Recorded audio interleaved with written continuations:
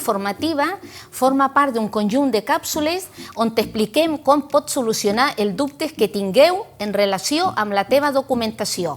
Ara, en aquesta càpsula, parlarem de l'arrelament familiar i del règim comunitari. L'arrelament familiar. Qui pot sol·licitar-lo? L'arrelament familiar el poden sol·licitar el progenitor de menors espanyols a càrrec de la persona sol·licitant. És molt important demostrar que el menor o el menor estan a càrrec seu. Les persones estrangeres que donin suport a la persona espanyola incapaç, que estiguin a càrrec seu i que convisquin. El cònjuge o la parella de fet espanyola, l'ascendent menor de 65 anys a càrrec d'una persona de nacionalitat espanyola, el seu cònjuge o parella de fet. El ascendent major de 65 anys a càrrec d'una persona de nacionalitat espanyola, el seu cònjuge o parella de fet. El descendents menors de 21 anys a càrrec d'una persona de nacionalitat espanyola, el seu cònjuge o parella de fet. El descendents major de 21 anys a càrrec d'una persona de nacionalitat espanyola, el seu cònjuge o parella de fet. Quins són els resultats de l'arrelament familiar? Un cop efectuat el tràmit i aprovada la petició, la persona o persones beneficiàries comptaran amb l'autorització de residència i treball per compte propi o per compte d'altri, en una durada de 5 anys. Quina documentació cal aportar? No es tenen en compte els anys de residència a Espanya. Cal presentar el passaport en vigor, l'antecedents penal, documentació que acredite la relació familiar, legalitzada i traduïda, DNI del familiar espanyol i mitjans econòmics segons el cas. A continuació, parlarem del règim comunitari. Què és el règim comunitari?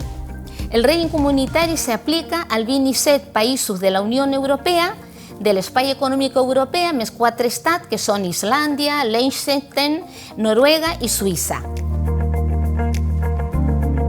Qui es pot acollir al règim comunitari? S'hi poden acollir pares, cònjuge o parelles de fet, inscrites en un registre oficial de parelles de fet, sempre que no hi hagi acord o declaració de nul·litat del vincle matrimonial o divorci, fills menors de 21 anys o majors incapacitat biològic o de la parella o cònjuge. També es pot aplicar a la denominada família extensa, nebots, germans, etc. En aquest cas, han de demostrar 24 mesos de convivència en el país de procedència, la dependència econòmica o la incapacitat. Quins són els requisits que s'han de complir?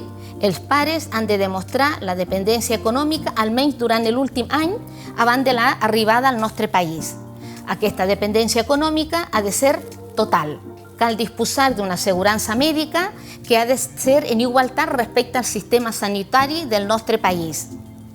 Per al cònjuge o parella de fet, cal demostrar el vincle en un certificat de matrimoni d'una vigència de menys de 3 mesos, o bé un certificat de solteria en cas de ser parella de fet.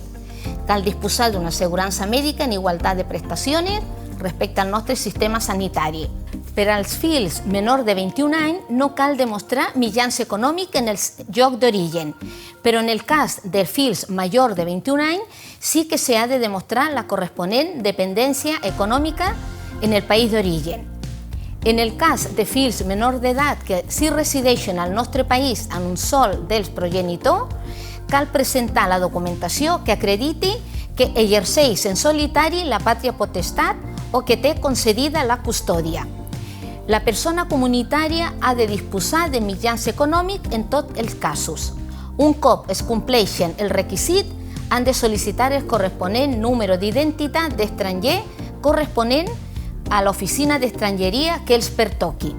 Una vegada concedit, la durada és de 5 anys, amb autorització per treballar i residir i treballar per compte propi i d'altri. Quina documentació s'ha de presentar?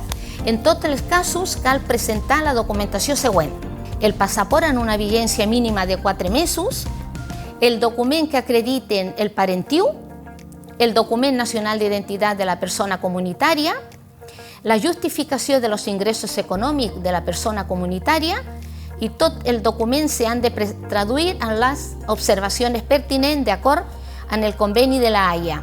El primer permís és de 5 anys, una vegada renovat si es mantenen el requisit, el segon és de 10 anys. Important, no es perd la condició de comunitari davant de situacions com la viudetat, separació o divorci si la relació mantinguda ha sigut de 3 anys. Tots els ciutadans de l'altres estats membres que resideixen al nostre país, que tenen ingressos o que estan treballant, poden demanar el seu número d'identificació en dependències policials. El NIE assignat és definitiu.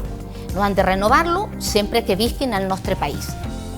Pot trobar més informació al Reglament d'Estrangeria i al portal d'Immigració del Ministeri d'Inclusió. Si encara tens més dubtes o vols més informació, pots dirigir-te a la teva Càritas més propera.